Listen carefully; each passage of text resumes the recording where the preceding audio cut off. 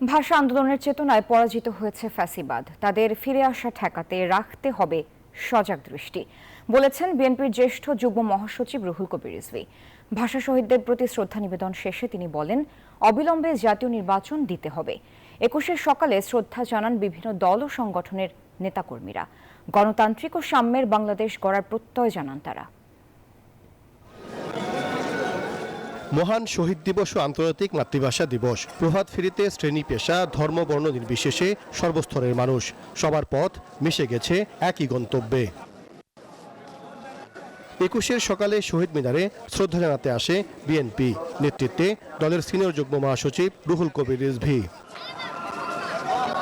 পরে সাংবাদিকদের সঙ্গে কথা বলেন এই বিএনপি নেতা। বলেন, ভাষা আন্দোলনের চেতনায় ফ্যাসিবাদ পরাজিত।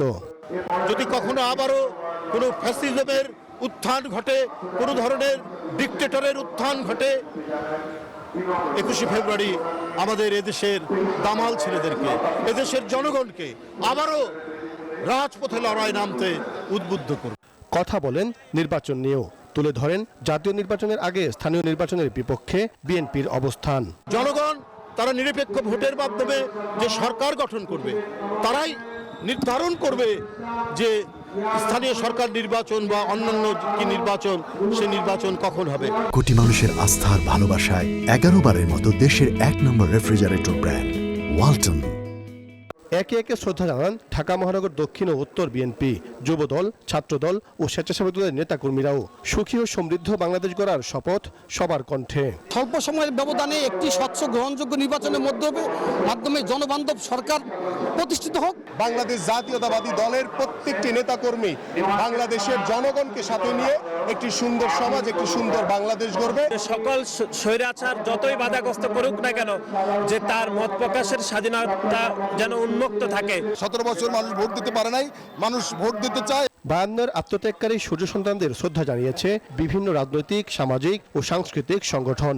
আমাদের নাগরিক অধিকার, আমাদের গণতান্ত্রিক অধিকার ভুলুণ্ঠিত হয়েছে বিভিন্ন শাসকদের হাত ধরে। বাংলাদেশ সম্মিলিত পেশাজীবী পরিষদের সদস্য সচিব কাদের গনি চৌধুরীর নেতৃত্বে সংগঠনের পক্ষ থেকে শহীদ মিনারে শ্রদ্ধা জানানো হয়।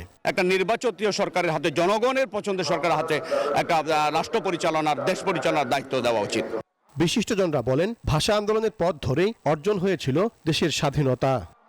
52 মহান ভাষা আন্দোলনে সালাম, বরকত, রফিক, জব্বারদের আত্মত্যাগের বিনিময়ে আমরা পেয়েছিলাম মায়ের ভাষায় কথা বলার অধিকার। ভাষা আন্দোলনের সেই চেতনা ধারণ করে একটি সাম্য, মানবিক, গণতান্ত্রিক ও শান্তিময় বাংলাদেশ প্রতিষ্ঠার শপথ নিয়েছেন রাজনৈতিক দলের নেতারা। সাইফুল ইসলাম, নিউজ 24, কেন্দ্রীয় শহীদ মিনার, ঢাকা।